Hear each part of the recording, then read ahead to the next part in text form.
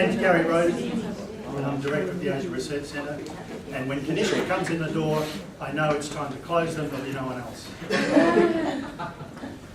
We are organised in a particular fashion. It doesn't mean there's going to be a quiz night. You'll notice there are no papers there, but you will have a chance to quiz a guest speaker after about 35 or 40 minutes. And our guest speaker, of course, is Zulkiflee Anwar Ulhaque, better known as Zunar, who's a Malaysian political cartoonist. And he is the joint winner of the 2016 Cartooning for Peace Award, made every 2 years to Cartoonists, who played a particularly significant role in promoting and defending freedom of expression. This was presented to him by the Swiss Foundation Cartooning for Peace's Honorary President and former Secretary General of the United Nations, Kofi Annan. In accepting the award, Zunar explained, and I quote, "It is both my right and my responsibility as a citizen to expose corruption, wrongdoing and injustices," which is the target of his political cartooning. Zunar was also the winner of the 2015 International Press Freedom Award from the Committee to Protect Journalists.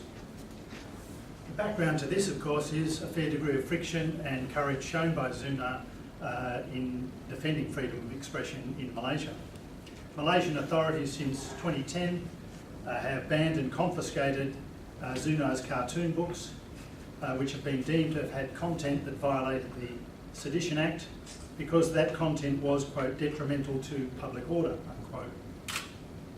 He's been detained twice already under the Sedition Act and 3 of his assistants for selling his books.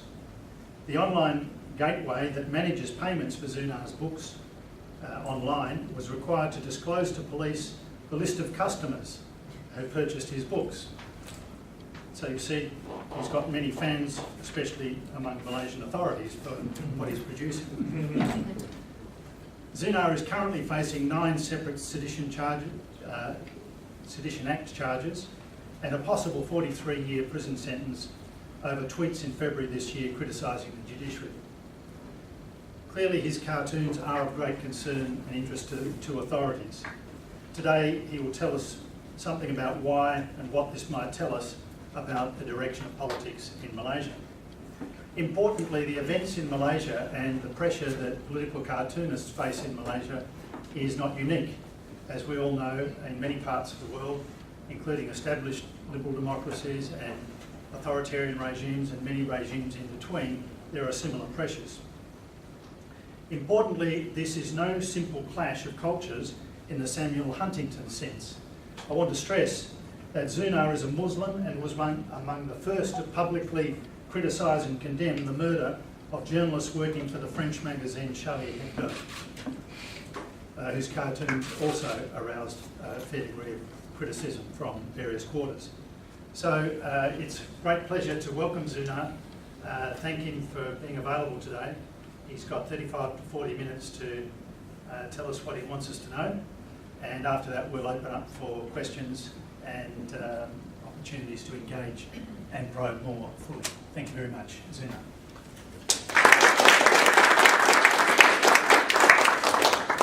So thank you, Gary, and thank you for this Asia Research Center of Murdoch University for giving me a chance to speak to and explain my issue in Malaysia and also Malaysian politics in general to you all. And thank you all for coming. I'd like to start by asking, how many of you from Malaysia? Can I see hand? 1, 2, 3, 4. You are Malaysian? Indonesian. Okay, those who are not from Malaysia, how many of you know political situation in Malaysia in general?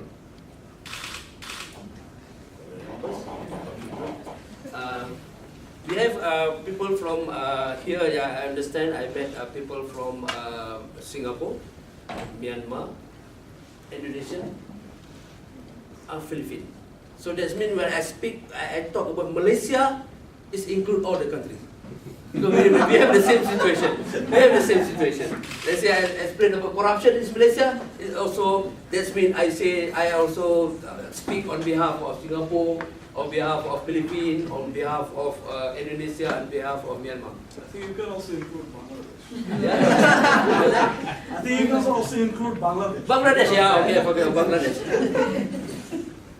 Okay, this is my talk today. The title is To Fight Through Cartoon. Why we need to fight through cartoon? For me, Malaysian government is a cartoon government. A government of the cartoon, by the cartoon, for the cartoon. I will explain why. Okay, this is my self-portrait. This is normally cartoonists draw self-portrait more handsome. So this is the issue of to fight through cartoon where we use. This is my weapon. My M16 is actually a pen, pencil, and ink and ruler. And okay, I would like to explain a bit about what type of country Malaysia is. Malaysia has been governed by the same political party for more than 60 years. This is not including Indonesia and Philippines and other countries. Yeah? Even now, I think Myanmar has slightly changed now. I don't know about Bangladesh, but this is a new record for Malaysia. We are going to this direction. Going to, yeah, but we have it now 60 years. The same political party never changed. So that is why in Malaysia now people really want to push for change. We are desperately want change. Because when you stay too long in power, we will resolve corruption. This is the type of prime minister. We have this is my way to explain. We had three leaders, three prime ministers. Yeah. Mahathir is people know Mahathir is a previous prime minister. He got brain, but he has no heart.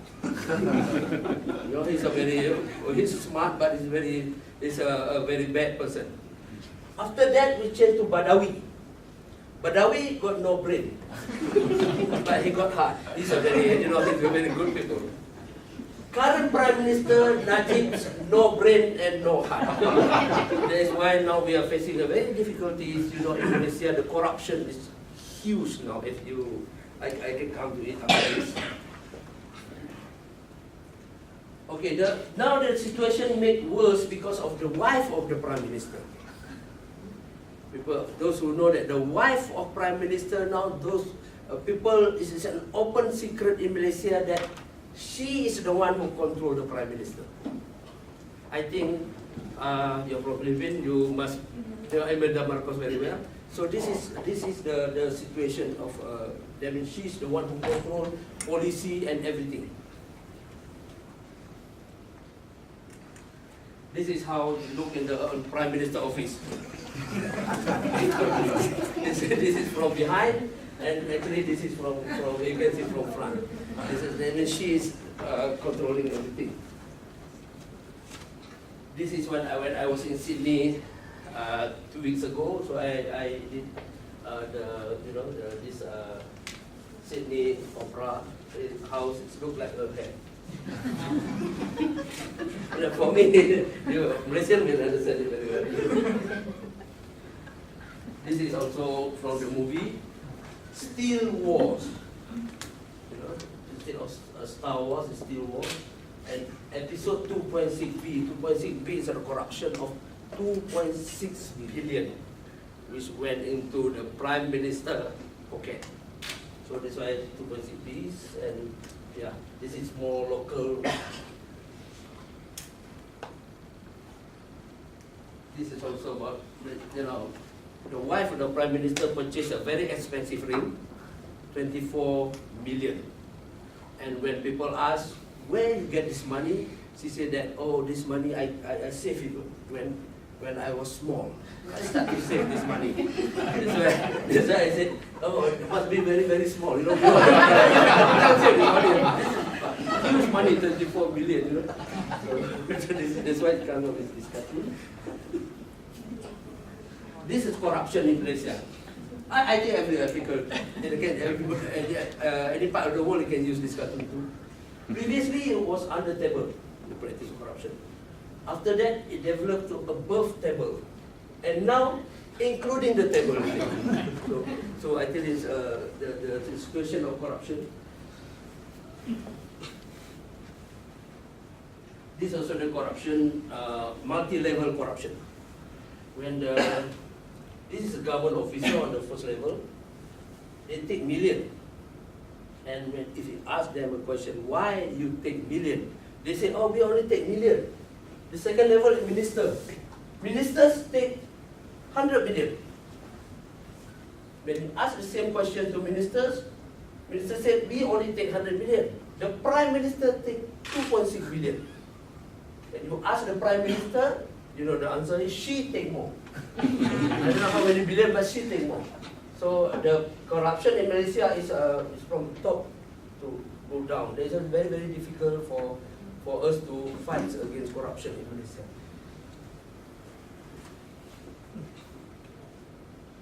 This is a champion of corruption.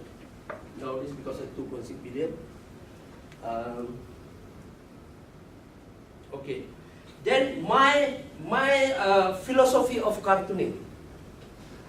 When I drew, in Malaysia, people are very scared to mention the word politics. Or people try to distance themselves from politics. When we say politics, people say, I don't want to know. When we say this corruption, they say that the corruption is political issue. It's political issue. That's why they don't want to take or to try to say something about it. They just avoid it. That is why for me in my cartoon, the stand, it is very, very important. Why corrupt regime still exists in this world? Because people silent. People choose to silent. If everybody stand up and say no to them, tomorrow they will go. In any country. But we still don't want to make a stand. That is why for me, when I draw, I will have a glass like this. I put my pen before and after drawing. It's a glass like this. And this we call pen stand. That is why my philosophy is, how can I be neutral even my pen has a stand? So don't try to be neutral because even our pen has a stand. So why? People sometimes, artists or everybody, they confuse the concept of to be neutral. Some people say an artist should be neutral. You cannot take side. If I stand at the bus stop, as an example, and beside me a lady with a bag, and then come a snatcher and snatch the bag in front of you, will you say, I'm neutral? I'm not this side, I'm not this side, I'm neutral. By saying neutral or stay neutral means that you will support the crew. This is the concept. That's why there is no way to be neutral if you are facing a moral crisis. We take this example, go to politics also, the same thing. If you stay neutral means you give more power to the regime, to corrupt government, to steal more, and to be more, another 60 years in power. That is why for me the stand, it is very, very important. When I draw, I will make sure that my process of drawing sometimes take 8 hours, 8 to 10 hours, before I pick up the pen to compose the drawing. Sometimes I make sure that I gather all the information, then I will make up my stand. And after that, I find a joke. And the joke must be in line with my stand. Joke cannot contradict my stand. So this is very, very important.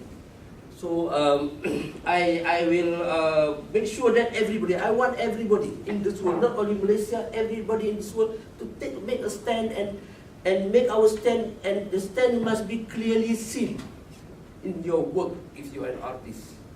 Must be clearly seen.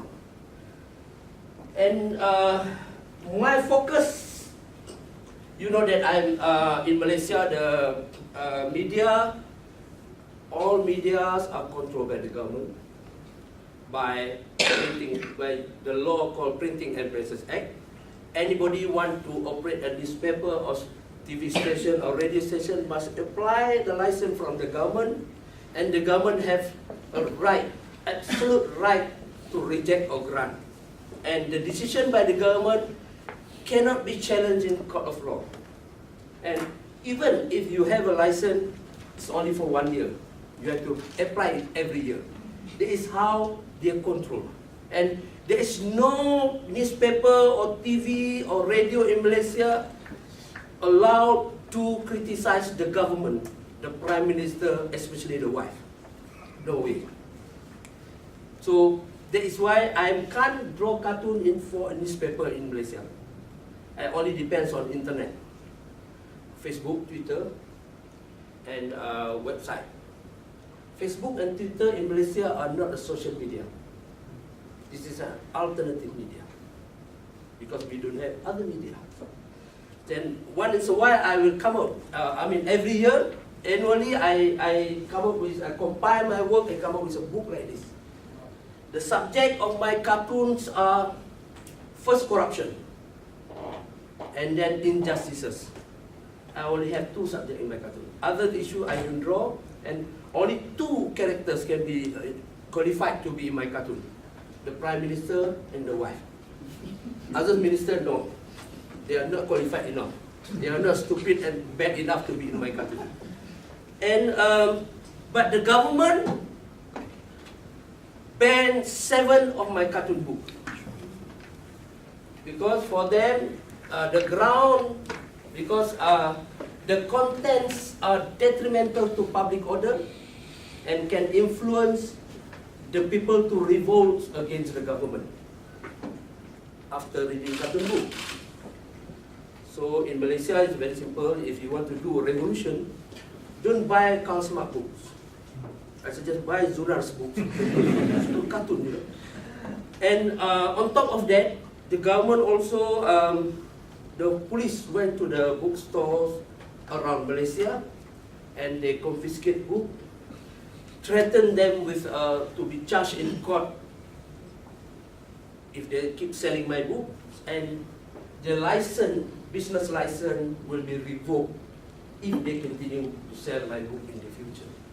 That's why now I have to depend on internet, and yet again last year the police arrested my online sales manager and demanded him to release all my customers' name, but he refused. And on top of that, my office been raided several times by the police, 4 times, and they confiscate books, original drawing, printing plate, and everything. And last year, when I was on speaking tour in London, the police in Kuala Lumpur raided my office and took more than 200 books. When I came back, I asked the police, why you take my book? No, they said they're for investigation. I said, but this is only one title, 200 books. You have to investigate, take 10, okay lah. What's the point of this? But this is the type of intimidation they do. And they also raided 3 printing factories. Those who print my books been raided, and they also received a very strong warning that their whole business license will be taken away if they print my book in the future. As a result, in Malaysia now, nobody wants to print this book. There is no way. And at one time, I had to spend 3 months looking for the printers who really want to dare to print my book. But finally, I had to, because on this page I need to put the printer's name according to law. According to Printing and Presses Act, we need to print the name of the printer in this book. If I do this, nobody in Malaysia will dare to print. As a result, now I need to blacken the printer's name. You can see that? Printed by, this pencetak printed by, blah, blah, blah, blah. And I put a note here, if the police want to know who the printer is, they need to enter this scratch and win. You take a coin and you scratch yourself. This is against the law, but we need to do it. I have no option.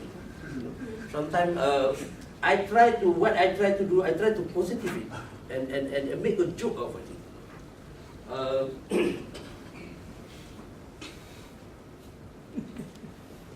And this is the law the government used to silence critics. Peaceful Assembly Act. In Malaysia, we cannot gather more than 7 people to be charged under the sedition, under the Printing and Presses Act. Under Peaceful Assembly Act. So only 5 or 6 people can. You go 8, the police can if they want to arrest you for assembly. And then Printing and Presses Act, which I'm facing now. The Sedition Act. I was arrested twice under the Sedition Act. When the government banned my book, you can see this. So we go through first, and then the Communication and Multimedia Act to control the internet, and also the Penal Code. This is, we explained this before, how can I be neutral, even my pen is suspended. And this is the banned book, officially banned.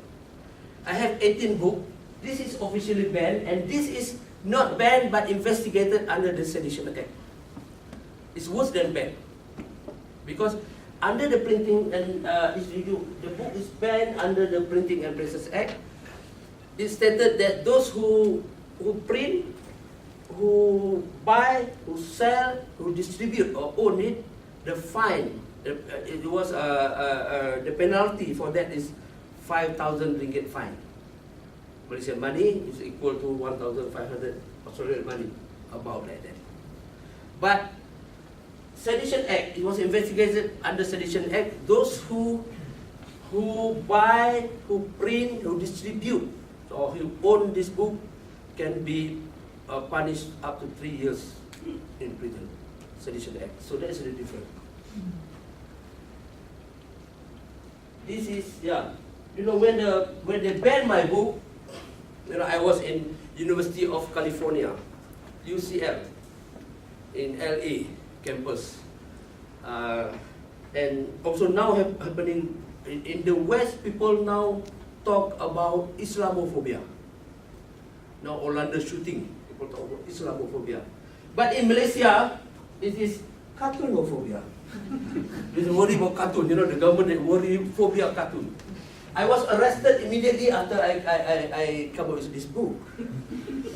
Just 2 hours I received the book, 10 policemen came and arrested me and put me in the lockup. And next day, they brought me to the court to get another 7 days remand order. This is under the Sedition Act. And the police told the judge that we arrested this man because he produced a seditious book. The cartoonophobia is the cover. And when my turn, I asked the police, I asked magistrate, how do the police know the book is seditious or not? This has not been distributed yet. Nobody read the book yet.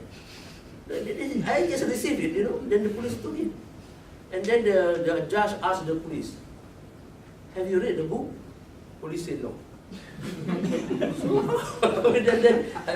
then the court instructed me to be released, and the judge said, you go and read his book first, and you want to make some logical point. Again, I was arrested, and So they arrested you again after reading the book? That was just, at least you read first. Doesn't matter you arrest or not, but you read first. Then you can see. The Sedition Act, what is Sedition Act? At this point I want to tell you that the Sedition Act was introduced by the British colony in 1948. In 2012, this no-brain Prime Minister make an open pledge to the public through a national TV live, and he said that he's going to abolish the Sedition Act. After that, he used it more. In Malaysia, it's a common. If the Prime Minister say he want to abolish, means that he want to use it. If the Prime Minister say good morning, that means good afternoon. In Malaysia, people know that very well, you know. So he now, since then, more than 300 individuals been arrested, investigated, or convicted under the Sedition Act. And what is the Sedition Act? The beauty of Sedition Act is give a power to the police to, you know, the interpretation is very, very wide. Nobody knows what is sedition. It was all how the police think. If the police says your drawing cartoon is seditious, it means seditious. They can go and arrest you by just declaring that. And if they say your writing is seditious, they can go and arrest the writer. One day you have breakfast, they can say this is seditious breakfast, they can go and pick up. That means that's very, very wide. It's nobody knows. That's why they give a power for them to arrest first. After that, the second stage is to charge in court.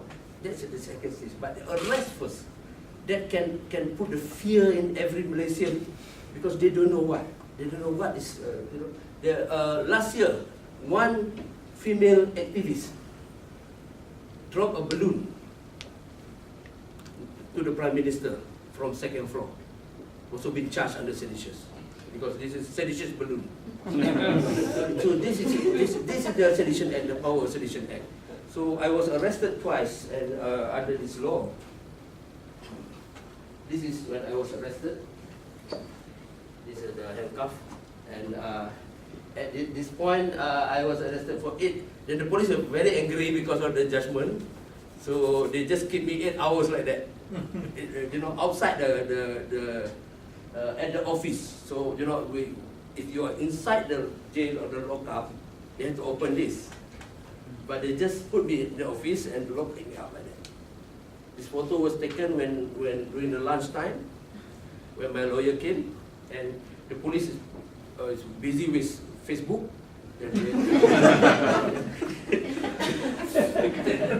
That's why I can take this photo. Okay, now I'm facing 9 charges, like mentioned by Gary just now, and also which carry a maximum jail for 43 years. And my court case will go on 9th of September. I think they purposely choose 9 September, you know, because those days you got 2011 also 9 September. Or is it because of 9 charges? Maybe because of 9 charges. You know. So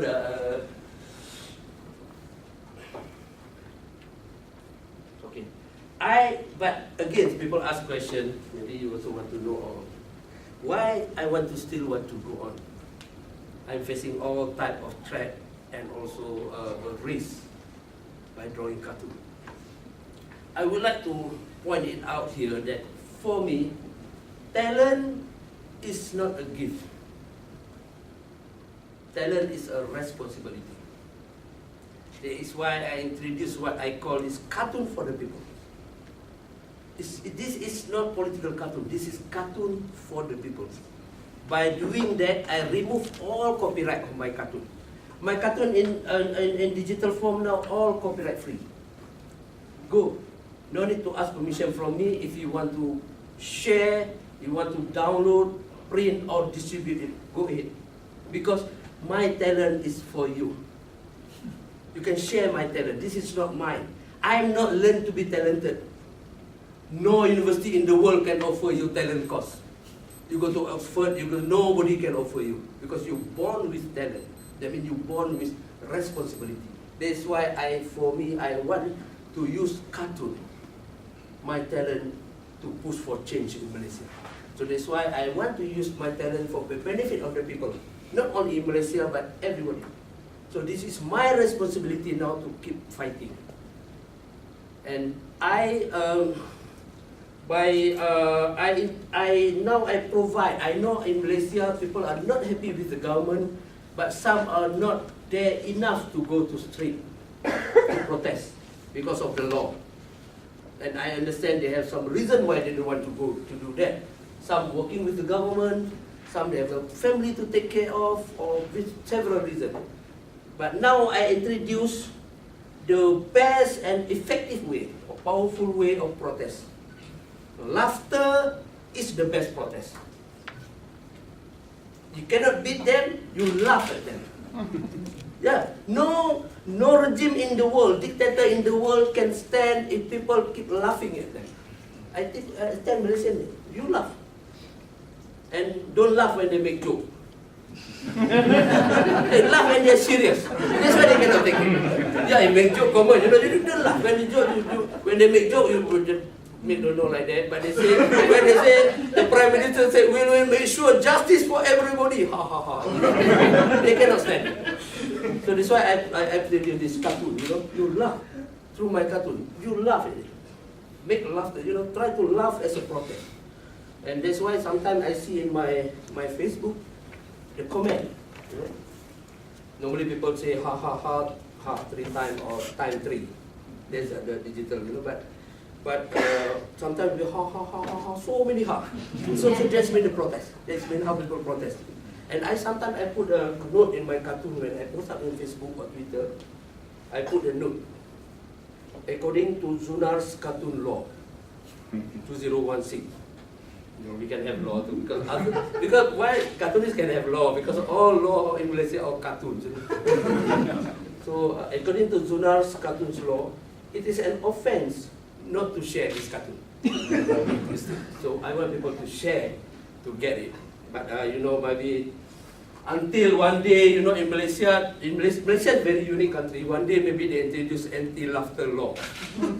Maybe those who want to laugh have to get first got permission, and then nearest police station got a permit to laugh, and to fill up the form, where you want to laugh, the date of laughter, how many people want to laugh, who are you going to laugh at, the Prime Minister or the wife or what type of laughter, ha ha ha, he maybe, but we need to do that. And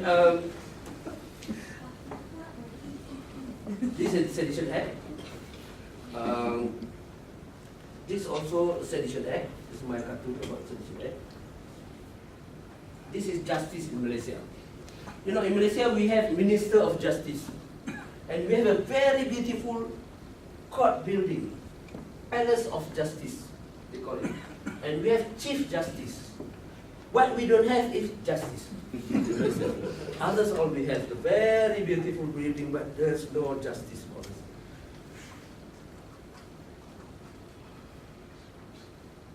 This is the Prime Minister. When you can see that now my latest cartoon got this character with a tweet. You can see that in various cartoons. This appears since February 2015. This guy is a Chief Police of Malaysia. He used a Twitter to give instruction to his men to arrest me. Yeah, just Twitter. The Twitter, go and arrest this man. And 3 hours after that, 8 policemen came to my house at night. Since then, I made a promise to me and to him, I will make sure he will be in my cartoon every day. After that, you can go and check. Please, tweet every day. He make sure, I will make sure that. That's why now you can see that this is all character. And this is the wife. Sometimes just a ring that shows that the wife is around, even though she is not in the picture. And this is the balloon I'm talking about. These small characters. To create this all to create more dimension. So some people they see this is very, very hard enough. It's a Maharajib to show that the Prime Minister is Najib, so this Maharajib like Maharaja. Some people so quite scared on this. But I will provide this for people to comfortable with. So you know him first, after that you read this.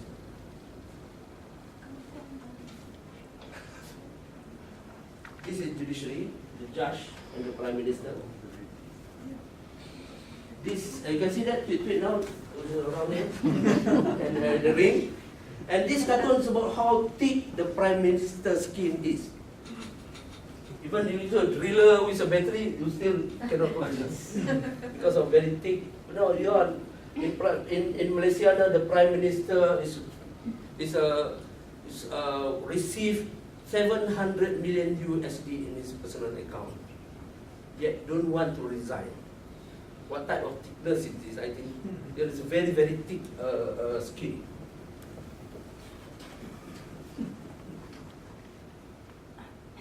This is also the judiciary. Indonesian will know it very well. This is the result of Sedition Act.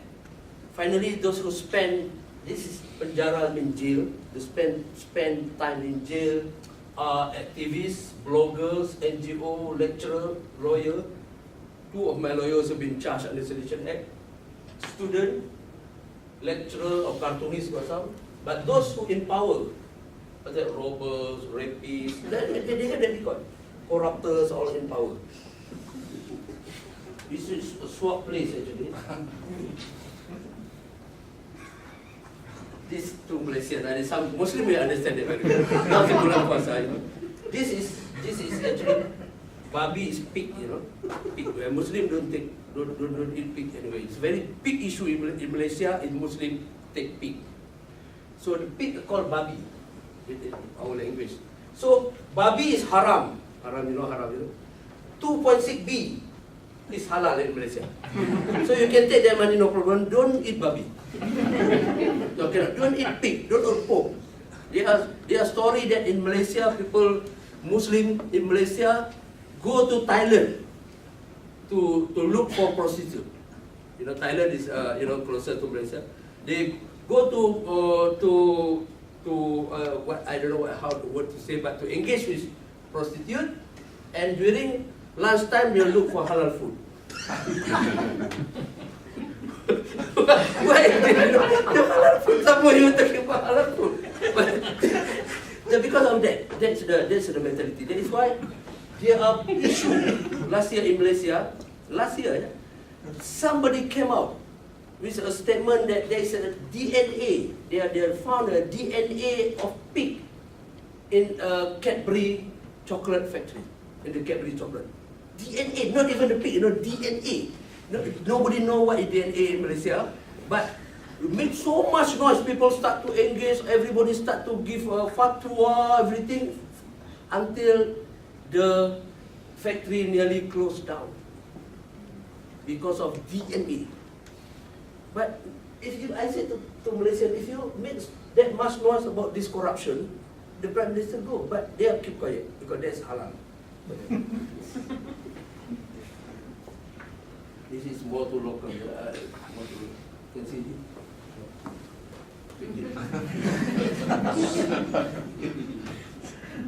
This is corruption in Malaysia. What we need is to change forward. You are free. CORR, you change it, DONA. Corruption and donation. Now the Prime Minister said this is not corruption, it's a donation. And the case closed. Very simple. Malaysia. This is more Malaysian politics. Malaysia we understand that. During MS 370, there are, America got astronaut, Russia got cosmonaut, and in Malaysia there are people who holding coconut during the MS 370. It's more Malaysian politics. This is the father and his father. This is the current Prime Minister. His father is also the second Prime Minister of Malaysia, and his father is democracy, and he is derma kasih. Derma means donation. So it's a more good play. This is also the same thing. GST for the people is GST. You know what GST is? For them is golf, shopping, travel. This is Indiana Jeep and the Temple of Derma. So this is all about the movie. I was in LA early this year, so I was signing a autograph. In Malaysian session, they buy this book, then autograph. And people ask me to draw this below my signature, and they pay $10 more. Draw between, yeah, $10 more. And he was in Sydney now. And he was in the Malaysian restaurant called Malacca Street. And the owner just sent me a message yesterday that This IGP makes so much noise about my cartoon. He said that, you know, when I draw, he's complaining that Zunar is drawing me every cartoon, in each of his cartoons, you know. This is when Obama came to Malaysia. He's only interested in TPPA, related to human rights. This is University of Amnon and some local institute. This is Sapu Man. Instead of Superman, you know what Sapu? Sapu is steal. So stealing money in Malaysia people call Sapu. That means Sapu Man, man of steel. S-T-E-A-L. And this is my exhibition in Geneva last month. It's official by Kofi Annan. Okay, this is my cartoon about my philosophy of cartooning. This is the law, 3 laws being used against me so far. Printing and Presses Act I mentioned before. The Sedition Act and also the Penal Code. Last year I was interrogated under the Penal Code, which I don't understand what, but for me it doesn't matter. And this is my philosophy of cartoon. We mentioned that how can I be neutral even my pen has a stand. And the way of how my approach is, why pinch when you can punch? You know, in Malaysian government, they don't understand if you pinch them. You need to punch them, only then they understand. And in one of the investigation, and I told the police, after investigation, after they, I told the police that, look, you can ban my books, you can ban my cartoons, but you cannot ban my mind. I will keep drawing until the last drop of my ink. I told them. So, if you want to really want to stop me, there's only one way. I told the police, you need to stop the ink supply coming to Malaysia. You go to the airport or at the port, you make sure that ink will come to Malaysia. Maybe that's the only way you can stop me. But others, I definitely will go. And the reason why I still want to fight, I still want to go back to Malaysia. I go back to Malaysia on the 18th to face the trial, because for me, we really need to cross the line of fire. Sorry, the line of fear. Sometimes people draw their own line of fear and trap inside. So that is why I want to cross this. I want to see that I really been positive on this. I want to make myself very, very positive and tell myself that if I don't fight, I definitely a loser. But if I fight, I'm not sure whether at the end, I'm the one who spent 43 years in prison, or the Prime Minister and the wife finally had to spend 43 years in prison. So we have to be very, very positive on this. It's why for me, there is no way to stop fighting, and we don't know. For Malaysia, we really don't know where it will end. So don't ask that question. The important thing for me is we have to, the struggle is like an endless marathon. If you keep yourself in the track and you move forward, you are the winner. Thank you.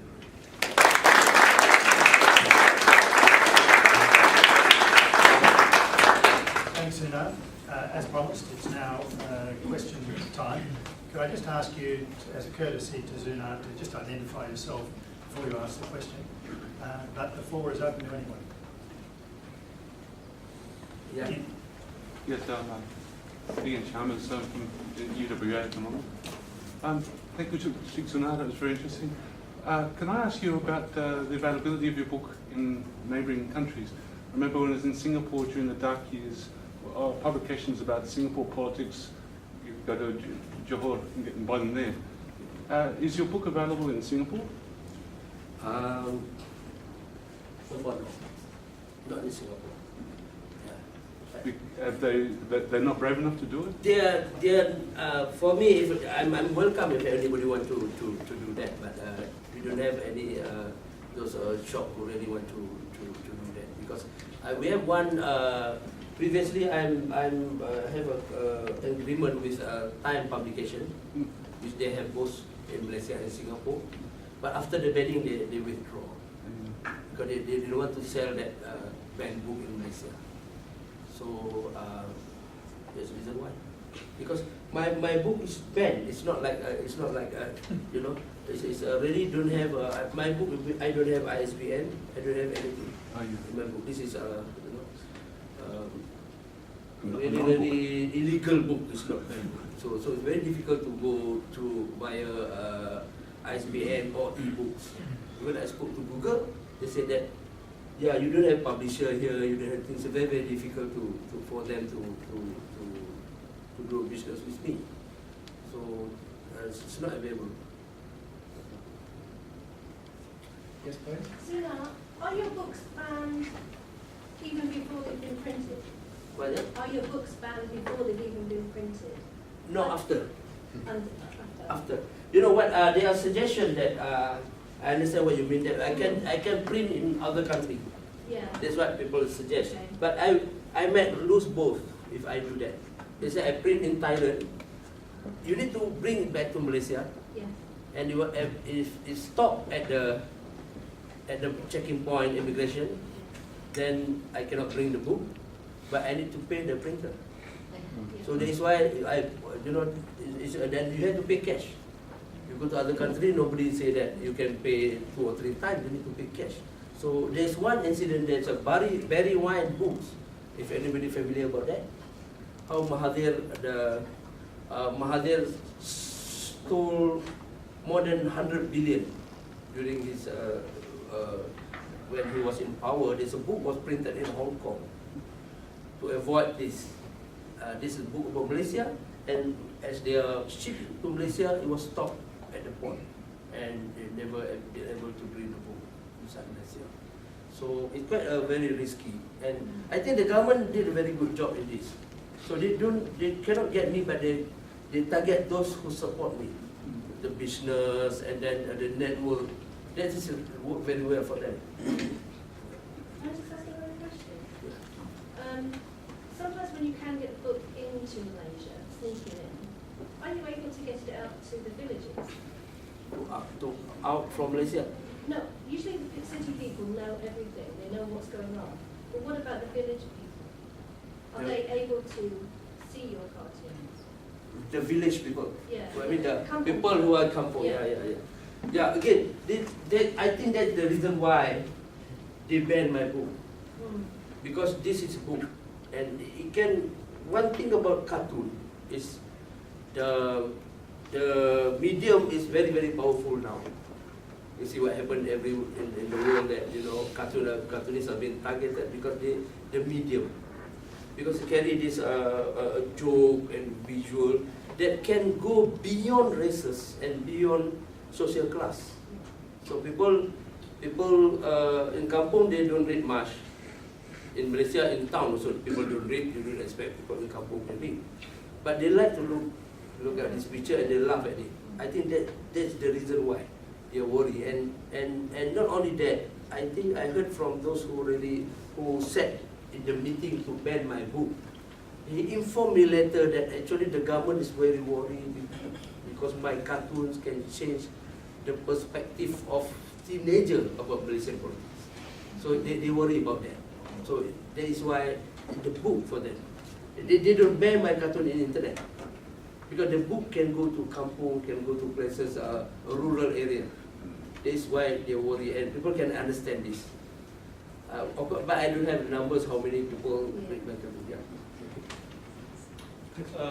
Chris, I teach in the journalism department here at Murdoch. Clearly you've got support from journalist organisations internationally, but what level of support have you got within Malaysia from cartoonists and journalists, either private or public? Okay, the public, I don't have a number how many public support, but I can tell you one story. When I was, when the government wanted to bring me to court, to charge me in court in March after the arrest, they released me and then they bring me to court to charge. A week before that, the government, the police informed me only one charge originally. But few hours before the date, the next day they will bring me to court. Today, by 6 p.m. they informed me that now it's going to be 9 charges. The first original charges, I need to prepare a bail money, 5,000 ringgit for one case. I mean, originally 5,000 ringgit, I still manageable for me. But in 12 hours, I need to find 45,000 ringgit to bail me out by tomorrow morning, following morning. If I don't have that money, I will go straight to jail. So what I did, I post up in the internet, tell the people I need the money, and I give my personal account. Then people start to chip in money. People start to send money. And the next morning, I got them more than enough money to pay. So that's I can show that I got support, and this is the strength for me. That's why I can go on, because I am not alone. People, I think that people really support me, and they also understand what I'm doing, and they also want to do what I'm doing now. I said they don't know how to draw, but this is what their sentiment. And I have three accounts of Facebooks. I follow more than 200,000, and in Twitter I got more than 40,000. I say that quite good numbers. The reach out is sometimes can go to shares can go to up to 10,000, and the reach out sometimes can go to million. Depends on which cartoon. Some cartoons are very popular than others. Yeah, I can say that I don't know if that mean good support or not, but there's a numbers of support. Yeah. I wondered if you'd like to comment on the situation of the political cartoonists in Singapore. Any observations you'd like to make? I met one cartoonist in Singapore, Leslie Chew. Do you know about that? He also been charged under the Sedition Act 3 years ago. If I'm not mistaken. I met him in Singapore, and because the organization in Washington asked me to see him to get a report to what is going on in Singapore. He was charged, and when I do a report, I do some interview with him.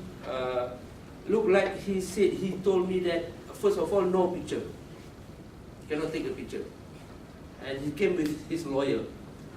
And he told me that there are things that he don't want to mention today, and he don't want to be his case to become an important case. He don't want to make a big publicity about it. And he told me that when he draw for the Facebook, he got followers, 10,000 followers, roughly a day. But when he was charged, nobody came forward to defend him. So that is why the situation of, I can understand living living in fear, and recently he apologized to the government, and he was released by I think lighter fine rather than go to jail. So this thing make Singapore, I think, very difficult situation now. I know that Morgan Chua came back and now draw a very good cartoon about Lee Kuan Yew. I'm very surprised. Last 2 years, I saw the book, I said, what happened to Morgan Chua? But I think that, I don't know, I cannot speak on behalf of Singapore, maybe you know better, or friend Terence know better, but this is... I could make a comment on, my name is Rodney King, by the way. Yeah. I did a book of some cartoons on Lee Kuan Yew, and my regular publisher and printer in Malaysia would publish the cartoon book. He published my previous book on the Singapore Miracle, but refused to publish the cartoon book. He went to 2 or 3 other printers in Singapore and Malaysia, and they refused to print it as well, so it had to be printed in Hong Kong. And then the MPH distributors didn't really want to distribute the book, the cartoon book in Malaysia, but then after about a year later, they was persuaded that the deal provided some indemnity, saying they pay any damages that they might be subjected to for the Singapore government if anything happened. But as it was, it didn't seem to cause much of a stir at all, the cartoon book. It was in Singapore, it's been sold there, but couple of 100 copies accidentally got sent down to select bookshops, and it's still sitting there anyway. And then sold. I have experience with select bookstore. Oh, is it? I was experienced with select bookstore. Yeah. I mean, I was supposed to launch my book in the select bookstore a few years ago. When I was in the train, it came a news that it was cancelled at last minute. Yeah. I was on the train to Singapore. They said that, oh, they are not very sure whether I was allowed to speak and launch a book there. Yes. So I didn't know what happened in Singapore, but I think that there's a long way to go for Singaporean cartoonists also to do. Yeah. Kasi? We've got one over there and then there, please. I'm Ghazi, I'm doing politics, PhD in politics at the Research Center. I just had a comment and then asked my question. I mean, still Singapore, Malaysia is more democratic than Bangladesh because you are still alive, despite being harassed. I mean, if it was Bangladesh, we would have disappeared, just like that. Like Pragala. No, they got one cartoonist called Pragala. Okay. Or was it in Singapore? In Bangladesh, it disappeared for more than 6 years. Yeah. It's happening. I mean, I think every year thousands of people get disappeared.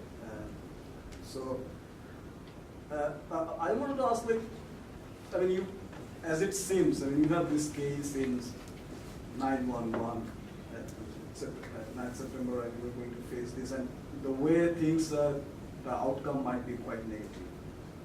And do you have any plan, or like, wouldn't it have been better that if you like migrate to some other country and then do from there, or you just like be there?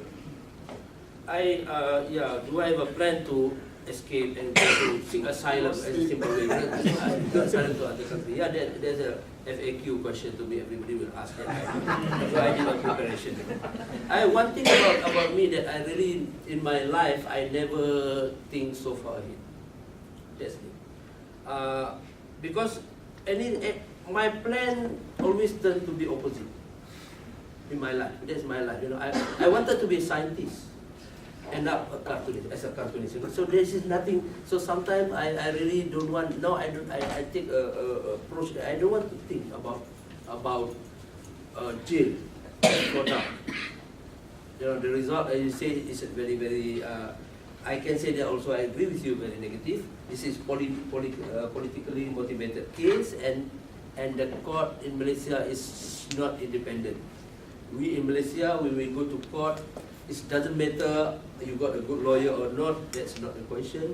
Whether you have a witness and evidence is not a good evidence for you. The important thing is who is the judge. You get a good judge once in a while, you have a better chance. If you don't, then definitely you will lose. And if you win also, the government can control judge at federal court, which is you're going to lose after that. But again, for two reasons, I don't want to go out now. I still want to attend the trial. That's for two reasons. First of all, I don't want to practice self-censorship. I don't want that to affect my cartoon. If I start to think of that, then I start to become worried. Then I start to, draw the wife of the Prime Minister very slim, let's say. Now, you know that I draw now is a very big, you can see that a very, very big body. That's cartoon, and the big hand, you can see that. That's my cartoon. Until, I draw like this until those cartoonists who work in this paper in Malaysia, they receive an instruction. They cannot draw Rosmah, the wife of the Prime Minister. There is no instruction about Prime Minister. But you can't draw the wife of Prime Minister in your cartoon. They got a verbal. So in Malaysia, there are two individuals cannot be drawn into cartoon. First, the wife of the Prime Minister, and the second, Prophet Muhammad. So they are on the same level now. So I don't want to do firstly, but I will do more cartoon. Like you say, after my arrest, I introduced this tweet. This is before arrest. I didn't upload the tweet yet, but I will show. That's how I do. First. And the second thing is I want to use my case as a good example. for the people outside Malaysia to open up their mind, their eyes about what's happening in Malaysia. So the freedom of expression in Malaysia, people think Malaysia is a very good country. They agree with you or not? Before this, people will say, oh, Malaysia is very good, democratic, whatever. But I want to say, if cartoonists can be charged by 9 charges and facing 43 years in prison, that shows how bad the state of freedom of expression in Malaysia and human rights. I want to use this. And I also want to use the opportunity for my cartoon, through my cartoon. Now I have several exhibitions overseas. I have an exhibition in Geneva. Before this, I have an exhibition in British Cartoon Museum, in Sweden, in Spain, and also in London. I want Malaysia to understand Malaysian politics through my cartoon. I don't want to change this, I want to draw more effective cartoon. That's why I don't really want to think about this. Some people make a calculation that you will be released when you are 96 years old. I said, I don't want to think about that. I really don't want to think about that. I just say that next week I'm going back to Kuala Lumpur. Next week I don't want to think. So that's me. When I have now 5 city tours in London, in Australia.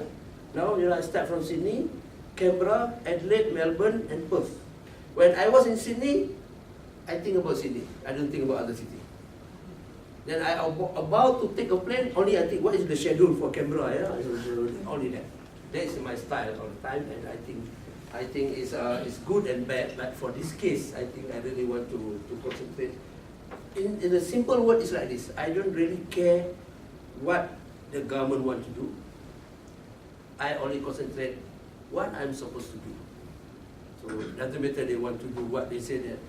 People say that the police told me that they recorded my phone. I said it's good. For me, I always say if you want to tap my phone and want to record, I think that's good. For me, I say thank you very much, so I can say bad thing about police. I only want to make positive. Okay, no problem. 2 of my phones already taken by the police. Things then. Thank you. In the back. Zunar, my name's Ryan Albury, and I discovered an interest in Malaysian politics when I lived there for a few years. I wanted to ask, earlier on, you mentioned earlier in your talk about having only 2 characters in your cartoons. And obviously there are so many Malaysian politicians worthy of your satire and with the silly things that they say. I wonder, why is it that you only focus on those 2 characters in Malaysian politics? Do you think that makes your message more effective and sort of a more powerful change element? You know, in Malaysia, we don't have an independent institution. That is the reason why. So all power centered to one person. Of course, it's 2 now, but all centered. So that is why the focus all go to them. You know, so I don't do others because the center of the power. So in Malaysia, the cabinet is not so powerful. Kitchen cabinet is. When you go back to house, then that's where, you know. So that is why in Malaysia also we are now the Prime Minister is already stepping one of his already go to dictator era by introduce now they have a new law called National Security Law, which is a martial law just passed last week, that the Prime Minister now have a power to declare emergency. The power was previously in the king's hands, and now the Prime Minister has become dictator. But in Malaysia we have dictator and dictatoress. We have 2, you know. No other country have dictatoress so far, but we have the wife of the Prime Minister. So that is why for me the focus is like that. So they are the one who make decision. They are the one who I think that by changing this can definitely make a lot of difference. Do you think, is it not the culture of UMNO that sort of, it's like a cutting the head off of a Greek mythological character, and another one will grow out. So do you not think that maybe if tomorrow we got rid of Najib and Rosmar, the day after that maybe we have, or we might have had Tan Sri Muhyiddin, and do you think that he would have been any better? Do you think That No, I there's will- so many people waiting in the wings to Yeah, I be will just do the same that. to them too. And now, for now, they are. Yeah. Tomorrow, I don't know who going to be, but we have to make this open, you know. I don't know whether they're replacing by the same thing. We are saying the same thing. So what I mean is we need to focus, you know. We cannot be, if you know if you go to if you are a hunter, you go to shoot, you know, you go to shooting. There are two types of bullet. One that I don't know what they can spread out. There's so many bullets. What they call that? One you shoot, there are Dum-dum. 20 bullets. What is that? Dum-dum. Dum bullet. Okay, they are so spread away like that, you know. But the other one is all live bullet. They call it. You will shoot only one. But if you go there, you will die. So, the bird will die definitely, immediately. But this one, you go and touch a bit, but they don't die. So this is that is why I say this why pinch when you can punch. You have to really. This is my style. I want to focus to the subject, and I will stay there. This is my focus. This is my target. I will make sure I will welding my weapon to this way. So I will change it. So this is my style. So whether I think it's better to be focused. Soon? Hi, my name is Sun, and I'm a Malaysian who's living here. I've been following up on Brian's question, and I know that your political inclination and who you idolize. Let's say, for example, one day Najib and UMNO is removed from the scene. Current opposition comes up. And let's say, for example, one day Anwar actually gets out of prison and becomes the prime minister. And he sort of, we have very high expectation of him. But if he actually deviates, would you do the same to him? Okay, again, in Malaysia now, we are not talking about if we have election, it's not about winning or losing election. That's not an issue in Malaysia. It's about to change a regime. So it's different ball game altogether. We need to, whatever we do, we need to change the 60 years regime. First, yeah, this is from first angle. I said openly that I will vote monkey. I rather vote monkey than the prime minister. If monkey is contesting against prime minister, I vote monkey. This means how desperate people want change, you know. So, but again, when new prime minister come, the same example. If they corrupt, we do the same thing. This is duty of cartoonists. We are not saying that I support opposition now, because if we want to change, we need a political party. For the prime minister, I cannot be prime minister. You know, we need a politician to be prime minister. That's the reason why we support the opposition now. We have alternative. But when they are in power and they're doing the same thing, we will do the same thing to them. But of course, now we're talking about to change the regime first. You know? But what I'm worried now is about, you know, again, for me, let the current Prime Minister Najib go, but Rosmah stay. So, because I don't know if Rosmah go, who am I going to draw? It's for my own benefit, you know. You know, she gives so many ideas to me every day. That's why I can draw cartoon every day. Because I attend to her, you know. I cannot survive based on husband alone. Husband don't say anything. I said, he say, you know, Malaysia people will love it. No, you keep quiet. But why? So what I need to do is I watch TV with my sketchbook. I just wait for her to say something. She's very, very cartoonable for me. That's why. But now she keep quiet for few months. I'm quite worried. You know? Sometimes I pray to God, please make her. So, you know, they got one case. It was an important case now in the court, Malaysia, in Kuala Lumpur. When the police arrested me in 2011, they also took or confiscated one original drawing, which is the husband and the wife that I drew. They took the drawing And after 5 years battle in the court, last year the court instructed the police to return the drawing to me. But when I signed the letter when I received it, I signed it accept with damage. So the original drawing already damaged. So we are now in the process of to claim the police, the court asks how much compensation. So we need to. But what's so special about this? I draw her with a very big hair, very very big. But the husband only I think 1/10 of the drawing, but the hair of the wife is full of the drawing. But the hair actually an original hair. I collect the hair from the barber shop in Kuala Lumpur, you know. I collect it and I glue it to the hair. So when the issue was in the court, the police, when they carry that, the hair keep dropping. You can see in the court, it's very clear. You can see in the court, how many hair already dropped. So now maybe the lawyer I think last week when I was in Canberra, the lawyer asked me, now the court say that, okay, how are you going to propose, how much, we need to propose to the government before. So I said maybe we can count by hair, ringgit or what, I don't know. But again, for me, like my friend in Indonesia, in America now, for cartoonists, they hope Donald Trump will win.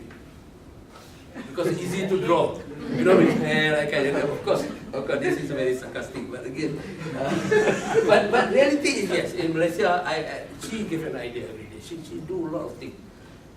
This week in Australia, I draw about her a lot, because yesterday she was, last week, she was exposed that she rented a private jet, 86 million for her travel to Istanbul. Yeah, 86 million. And I draw her all about the travel, the private jet, She took 10 bags, didn't she? She took 10 bags. 10 bags, more than 10, 20 bags. People don't know what a bag is. Some people release a video about that. And I said, husband, husband stole money through private account. The wife through private jet. They are doing that. Because some people say the money was carried, more than 20 bags actually. People said the money. So that's why she need to rent a jet from Emirates company, where in Malaysia we have, the Prime Minister already have 6 jets, private jet. Still need to rent, use of paper money, 86 billion ringgit. So it solves a lot of problem, the private jet. It solves a lot of problem for me. So I can draw cartoon almost every day about the jet. So this is the thing I do. So many jet and her. So I think this is also, and seriously, this is, I want to create a symbol for the people to understand. This is the symbol of corruption and the symbol of wastage of public money by using this character. So people can easily remember. So that's the reason why we do this type of cartoon. Some people say that, why you do, people complain, why you do this cartoon like this. And now Ramadan, in Ramadan people say to me, as a Muslim, you shouldn't do this type of, in Ramadan that you cannot, Islam say that you cannot say bad thing about people in Ramadan. So some those who are anti me, they wrote a letter, email to me, to say that, and quote Al-Quran. The verse from Al-Quran say that if you do this, you will go to hell. After life, you will go to hell. They said, according to Prophet Muhammad, say like this and this. But my reply for this group is very, very simple. For me, I said that, okay, I already have doesn't matter, I say I'm okay, I'm not worried because I already have a license to go to heaven. It's already granted license. I said, no, this is serious. When I go, after life and the final judgment day, that's what they mean. The bad will go to hell and the good will go to heaven. And I say, I originally about to go to hell. But when I go there, the hell already full with you people. That's why I said, okay, you go back to, because already full with you people, with type of people who talk religion, but supporting corrupt. So the only food, no place for me, so go to heaven. That's sometimes I say that we need to make it positive, make it joke, you know, in this tense situation. Yes. Yes, please. My name is Manik and I'm from Engineering and IT. Apart from corruption, how about the equal opportunity in Malaysia? Because it's a diverse culture from different ethnic. Yeah. That's right. The racial in Malaysia is very serious issues. They can tell that so many in Malaysia, Malay population, Malay is a 60% population, is Malay, and other followed by Chinese, I think about 30%, and the rest Indian about 10%. And in Malaysia, they have a concept that Malay is treated as a special privileges. Malay will get everything, the scholarship and job in the government, subsidy, everything will go to Malay, and that shows that how the Chinese choose to migrate, you know, because they don't have normally all the chances by the government or the opportunity will go to Malay, and Malay have a special privileges. That's what they practice, and that create a very unbalance between racial, and the government purposely do it because why? By doing that they can divide people, and the government still be in power by divide and rule style. So that's what they keep doing, you know. But for me, again, I don't do this so much in my cartoon because I believe that that only can be achieved by changing this corrupt regime. And then this is more important first. After that, we can rebuild a nation from zero, and we can, you know, correct this thing back. But the problem we are facing now because of this regime. So that is why I believe that nothing can be done in Malaysia except without changing the regime. There's no single reform can be done.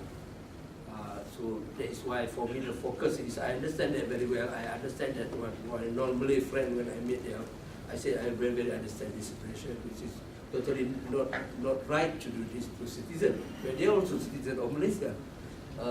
So I said that never mind, but we need to really change this first, then we start to introduce a new concept of justice for all, and everybody have equal opportunity in the school or university, or also in every aspect. I think we'll make this the final question because we're already out here. Yours, Jackie. Thank you so much for this wonderful presentation, Zunar. It's been amazing to hear from you. I wanted to ask a bit about your own personal practice. You know, sometimes when I look at those Charlie Hebdo cartoons, for instance, I internally wince and think that they're just much too much.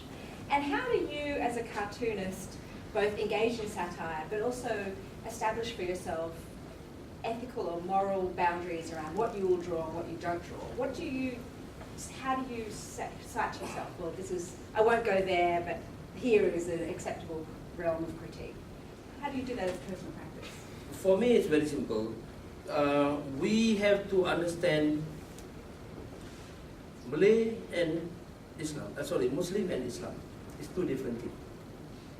Christian and Jesus also two different things. Christian and Christian followers also two different things. So I choose to criticize Muslim, but I don't criticize Islam. And I don't criticize other religions too. I believe that all religions teach you a good thing, but the followers who make things worse or manipulate it. So I avoid to do any cartoon about religion. For me, then our common enemy among us, everywhere in the world, the common enemy is corrupt regime, repressive regime, and capitalists. Because everywhere there is the common enemy of us. So I can avoid that. Everybody will be happy with that. If I say I fight corruption, everybody will be happy. If I say I fight Jesus, people will say, what, you do this? Yes, you know, some people will not may not happy. If I say I do cartoon about Prophet Muhammad, some people will not happy. Most of the people were not happy. So for me, I don't want to make the scope very narrow. I want to be more and more share common enemy. I believe that in the world now we need a interface dialogue for us to understand each other rather than to try to see the difference between us. Religion, sometimes we fight without knowing what's the reason. Sunni and Shia fighting without knowing what is the reason they're still fighting. As they know, this is all about business and control. So that is why I said I don't want to touch about this. This is my choice. Which is, even though my philosophy in when I'm talking about Charlie Hebdo issues, I am the first cartoonist in the world who came up with a statement to condemn that. At the early morning, and it was published by half-page published by Washington Post. Because for me as a Muslim, very, very simple. I can speak because I am a Muslim, am I a cartoonist? I speak as a Muslim cartoonist. I told them, it's very simple. Yes, you draw this cartoon, I am not happy. As a Muslim, I am not happy when you make a mockery about Prophet Muhammad. I am not happy. But I respect your right to draw a cartoon. I made a challenge during that time to Malaysian, to Muslim cartoonists.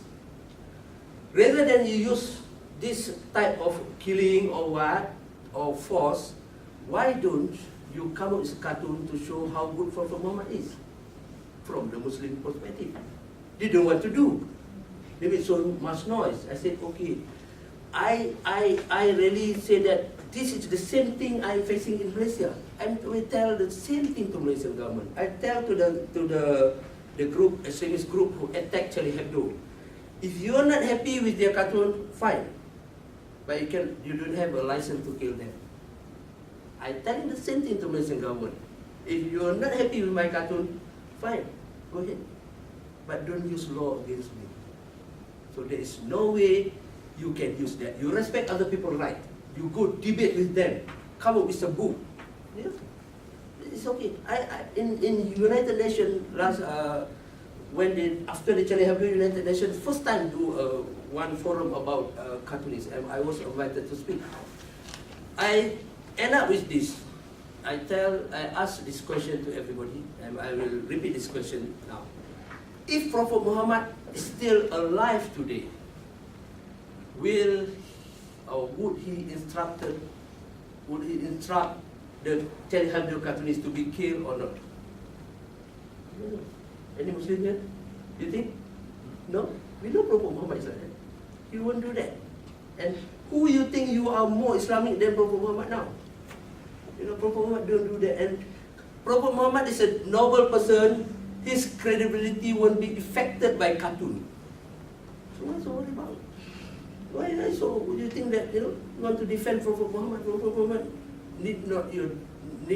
don't need your defense. But again, those who make so much noise are corrupt Muslims. In order to cover up their corrupt, they say, we support Prophet Muhammad. People think, oh, you are good. So in Malaysia, it's always like that. He can corrupt. Yeah, I know he's corrupt, but he's good Muslim. The same Prime Minister last year went to perform Hajj in Mecca.